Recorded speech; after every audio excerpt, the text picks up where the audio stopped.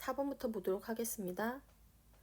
종중의 대표자 또는 그 구성원의 일부는 종중의 재산에 대한 보존행위로서 소송을 하는 경우에 종중 총회의 결의를 거칠 필요 없이 단독으로 할 수 있다, 이렇게 되어 있는데요. 소송을 하는 경우에 종중의 결의를 거칠 필요 없이, 이게 틀린 겁니다. 결의를 거쳐야 한다, 이렇게 되어야 하는 거고요. 두 번째는 동그라미 2번, 공동 선조의 후손 중 특정 지역 거주자나 지파 소속 종중원만으로 조직체를 구성하여 활동하고 있다면 이는 본래 의미의 종중으로 볼 수 없고 종중 유사의 권리 능력 없는 사단도 될 수 없다, 이렇게 되어 있는데요. 여기에서는 종중 유사의 권리 능력 없는 사단은 될 수 있답니다. 권리 능력은 없지만 사단은 될 수 있다, 이렇게 보셔야 되고, 이 4번 문제는 이제 옳은 것을 고르는 문제였는데 옳은 것이 3번이었고 1, 2, 4, 5번이 틀린 거였거든요. 그래서 3번을 제외한 1, 2, 4, 5번만 여기다 실었습니다. 동그라미 4번을 보시면 소집 절차에 하자가 있어 그 효력을 인정할 수 없는 종중총회 결의는 나중에 적법하게 소집된 종중총회에서 추인이 이루어지더라도 유효로 볼 수 없다 했는데 유효로 볼 수 있답니다. 효과가 있다 라고 소급효를 인정해 주는 거죠. 소급효를 인정해 준다. 처음부터 유효로 된다. 동그라미 5번, 종중원들이 종중재산의 관리 또는 처분 등을 위하여 종중의 규약에 따른 적법한 소집권자 또는 일반 관례에 따른 종중총회의 소집권자인 종중의 연고 항존자에게 필요한 종중의 임시총회 소집을 요구하였음에도 그 소집권자가 정당한 이유 없이 이에 응하지 아니하는 경우에는 반드시 민법 제70조를 준용하여 감사가 총회를 소집하거나 종원이 법원의 허가를 얻어 총회를 소집하여야 한다. 자, 이렇게 되어 있는데요. 반드시, 여기 반드시라고 되어 있잖아요. 반드시 민법 제70조를 준용하여 감사가 총회를 소집하거나 종원이 법원의 허가를 얻어 총회를 소집해야 하는 것은 아니다, 입니다. 반드시 해야 되는 것은 아니다.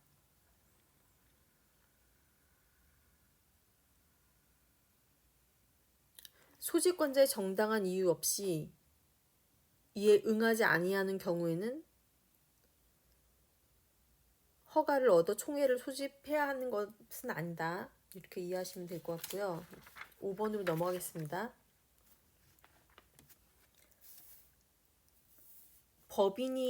법인 아닌 사단인 종중의 대표자 또는 그 구성원의 일부는 종중의 재산에 대한 보존행위로서 소송을 하는 경우에 종중총회 결의를 거칠 필요 없이 단독으로 할 수 있다. 이거 어디서 본 것 같지 않습니까? 뒤로 가서 한번 볼게요. 4번. 자, 형광펜으로 칠해 보겠습니다. 종중의 대표자 또는 그 구성원의 일부는 종중의 재산에 대한 보존 행위로서 소송을 하는 경우에 종중 회의의 결의를 거칠 필요 없이 단독으로 할 수 있다. 자, 이게 4번의 동그라미 1번 지문이었거든요. 근데 5번에 가서 보면은 법인이 아닌 사단인 종중의 대표자 또는 그 구성원의 일부는 종중의 재산에 대한 보존 행위로서 소송을 하는 경우에 종중 총회의 결의를 거칠 필요 없이 단독으로 할 수 있다. 자, 이렇게 되어 있잖아요. 똑같은 지문이죠. 자, 그래서 법인 아닌 사단이 그 명의로 사원총회 결의를 거쳐 하거나 또는 그 구성원 전원이 당사자가 되어 필수적 공동소송의 형태로 할 수 있을 뿐이고, 사단의 구성원은 설령 그가 사단의 대표자라거나 사원총회 결의를 거쳤다 하더라도 그 소송의 당사자가 될 수 없다라고 되어 있거든요. 자, 그래서 여기도 마찬가지입니다. 특별한 사정이 없는 한 종중 총회의 결의를 거쳐야 한다. 단독으로 할 수 있다. 뭐 이렇게 되어 있잖아요. 단독으로 할 수 있다. 결의를 거칠 필요 없이.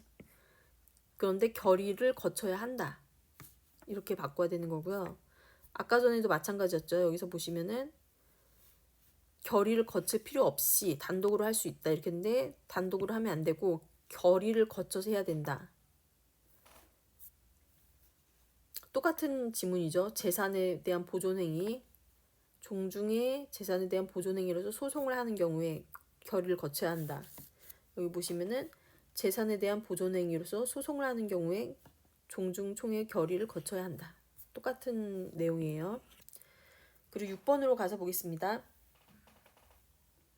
종중총회는 특별한 사정이 없는 한 족보에 의하여 소집통지 대상이 되는 종중원의 범위를 확정한 후 국내에 거주하고 소재가 분명하여 통지가 가능한 모든 종중원에게 개별적으로 소집 통지를 함으로써 각자가 회의와 토의 및 의결에 참가할 수 있는 기회를 주어야 하고, 일부 종중원에게 소집 통지를 결여한 채 개최된 종중총회의 결의는 효력이 없으나 그 소집 통지의 방법은 반드시 직접 서면으로 하여야 하는 것은 아니고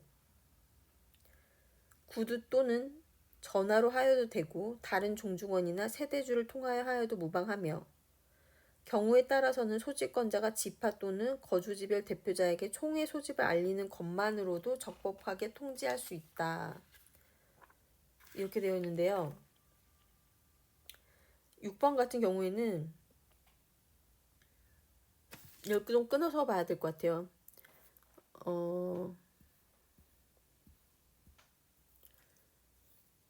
앞에 거는 다 맞거든요. 그런데 여기서 소집 통지는 이제 서면으로 해도 되고, 여기 오타네요. 구두죠, 구두. 구두 또는 전화로 해도 되죠. 그리고 만약에 연락이 잘 안 된다 그러면 세대주나 종중원을 통해서 해도 되죠. 하지만 그 뒤에가 문제예요. 경우에 따라서는 소집권자가 지파 또는 거주지별 대표자에게, 여기 대표자에게 총회 소집을 알리는 것만으로도 적법하다는 아닙니다. 이 종중원들에게 다 알려야 하는 거고, 대표자에게만 알린다고 해서 이게 적법한 것은 아니다라는 거예요. 자, 7번째로 넘어가겠습니다.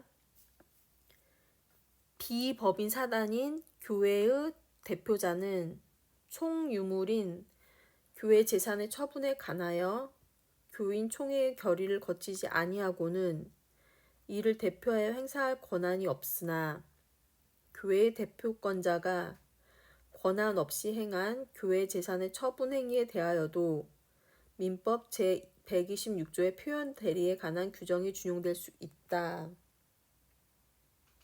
라고 했는데요. 여기에서도 표현 대리에 관한 규정이 준용될 수 없답니다. 준용될 수 없다. 이 앞에 거는 맞아요. 비법인 사단인 교회 대표자는 총유물인 교회 재산의 처분에 관해서 결의를 거치지 아니하고는 해나갈 권한이 없는 거예요. 이 권한이 없는 대표자가 재산 처분 행위를 해도 되는 건 아니잖아요. 그래서 표현 대리에 대한 규정이 준용될 수 없다입니다. 권한이 없기 때문에 표현 대리도 할 수가 없다. 8번째로 가겠습니다. 개인 사찰에 있어서 창건주에 의하여 건립되었던 사찰 건물이 절이죠. 불교에 대한 건데요. 그와 무관하게 멸실된 후 사라졌다는 거네요. 동일 용도의 사찰 건물을 새로 건립하거나 산신각 등 추가적인 사찰 건물이 필요하게 되어 이를 건립한 경우 창건주가 직접 그 건물들을 건립하지 아니하고 창건주에 의하여 임명된 주지가 주도하여 신도들의 시주를 주된 재원으로 하여 이를 건립하였다면 특별한 사정이 없는 한 위와 같이 추가로 건립된 사찰 건물들은 창건주가 아닌, 여기에서 틀렸습니다. 주지와 신도들의 소유로 귀속된다. 주지와 신도들에 의하여 이제 사찰 건물이 건립이 됐잖아요. 하지만 이 주지와 신도들이 사찰 건물을 만든 이유는 왜 만들었느냐? 신도 대부분이 자금을 출연하고 건물의 소유권을 보유하되 사찰의 건물로만 제공한다는 등의 특별한 사정이 존재하지 않는 이상 신도들의 시주와 건물 건립은 모두 사찰을 위하여 이루어진 것으로 위 추가로 건립된 사찰 건물들은 역시 창건주의 소유로 귀속된다. 이렇게 되어 있습니다. 창건주의 소유. 창건주가 아닌이 아니라 창건주의 소유가 된다는 거예요. 이것들을 설명한 목적은 다 사찰을 위해서 개인